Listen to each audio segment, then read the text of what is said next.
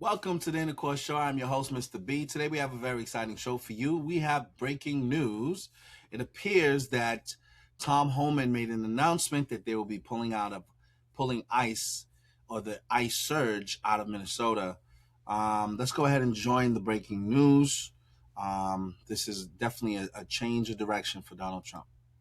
Addressing public safety threats and other priorities since this surge operation began, as well as the unprecedented levels of coordination we have obtained from state officials and local law enforcement, I have proposed, and President Trump has concurred, that this surge operation conclude. And you heard it there, President Trump says he is in his immigration crackdown in Minneapolis.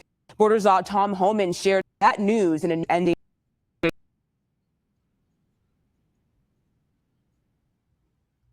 conference just a few hours ago. Minnesota Governor Tim Walz reacting to that move in the last hour. They left us with deep damage, generational trauma. They left us with economic ruin in some cases. They left us with many unanswered questions. Where are our children? Where and what is the process of the investigations into those that were responsible for the deaths of Renee and Alex? And we begin there with CBS News Homeland Security correspondent Nicole Skenga. Nicole, a big turn of events here. So what else did we hear from Homeland today? Yeah, massive turn of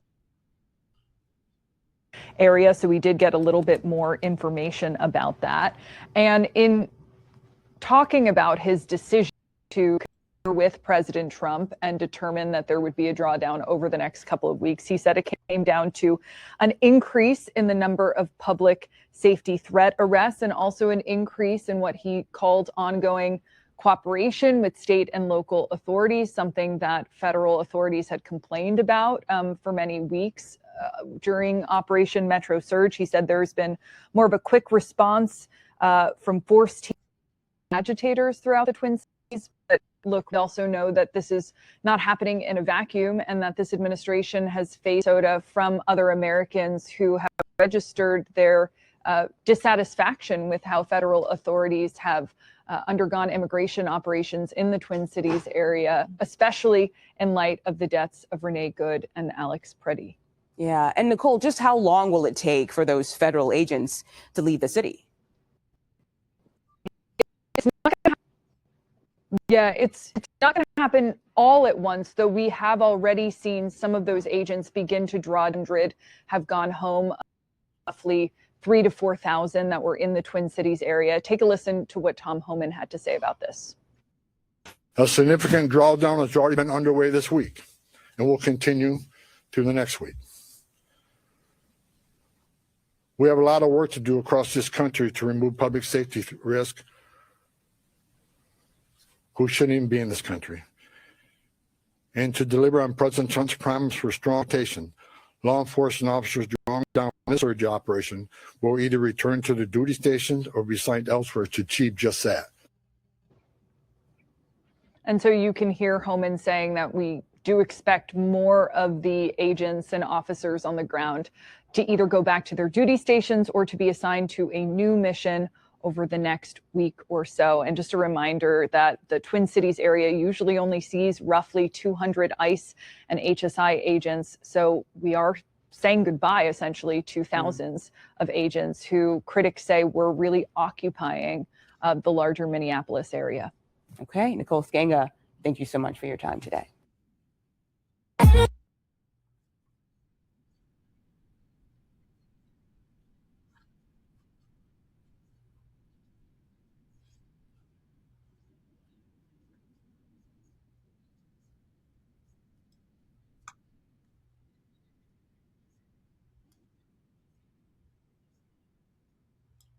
Okay. I think in light of this, I think in the game of politics, the currents change, the wind blows in different directions. Now, there's been two incidents that took place with the ICE raids. Obviously, Trump was elected to clear out immigration and illegal immigrants that moved into the country. But as important as that is to do it, how you do it also matters. And the optics also matters. We are approaching a midterms election, and people remember how you made them feel. They remember the events. They remember the chaos. They remember the uprising when they enter the ballot box. And even if it's not true, even if the perception is that you're causing chaos, then they remember how they felt in the midst of the chaos and then registers their vote.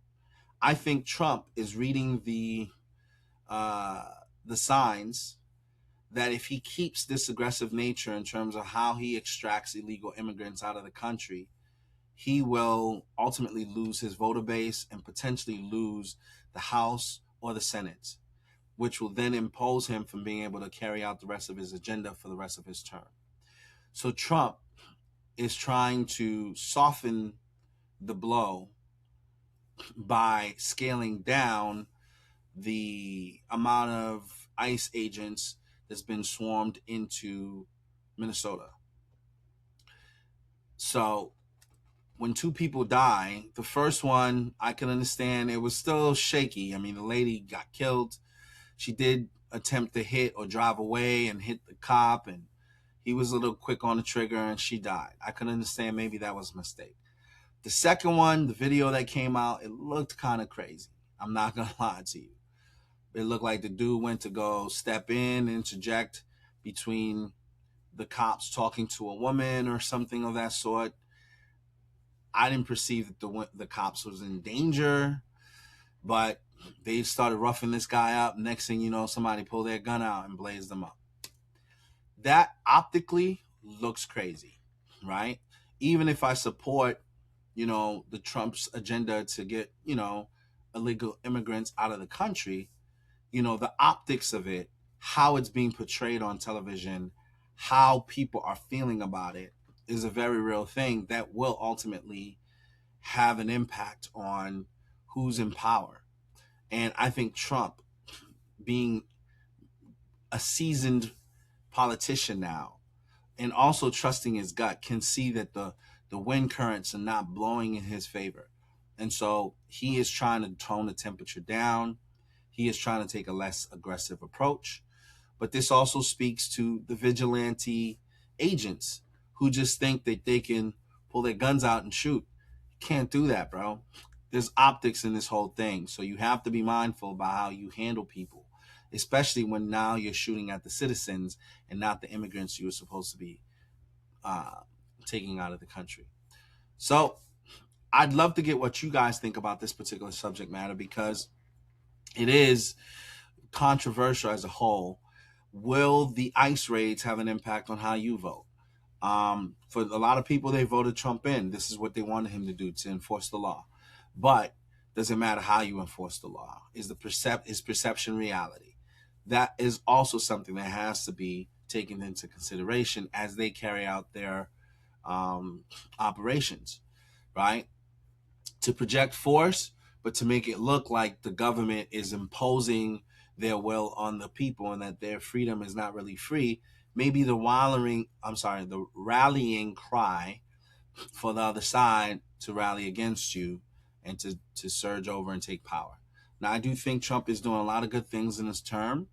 A lot of it could be overshadowed by news clips of a guy, shooting a citizen in the head during a protest. That looks crazy. You know what I mean? So, I think it was probably wise for him to do what he did. Being tough is one thing, but to be overtly tough where it looks like you're being aggressive and a bully is another. And Trump himself admitted that when he did, I believe, Tom Yamas interview. And in the interview, he said, look, I didn't want two people to die. I mean, I think that was to Trump's credit when he said that. He said, look, we don't want people to die in the middle of this. Like, we don't want our citizens dying. That is not what we optically are out here doing this for, right? To me, that was Trump getting ahead of it, because really the guy who pulled the trigger and shot the dude who was already on the ground, he should be to blame for that. It shouldn't be Trump having to step in front of that. But like he said, Trump will take the bad press for law enforcement in a way of protecting them, but law enforcement also have to be measured in terms of how they handle these matters, because it ultimately can mess up the overall agenda if they're doing vigilante things that potentially hurts the president's image, or his cabinet's image, or the agenda of the president. And everything has a consequence. There's always a cause and effect. So food for thought as we consider policies that's being implemented, but also,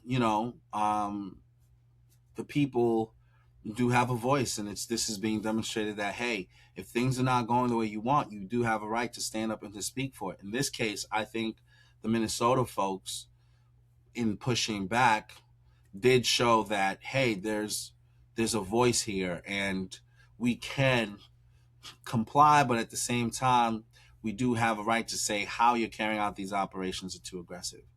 So what say you?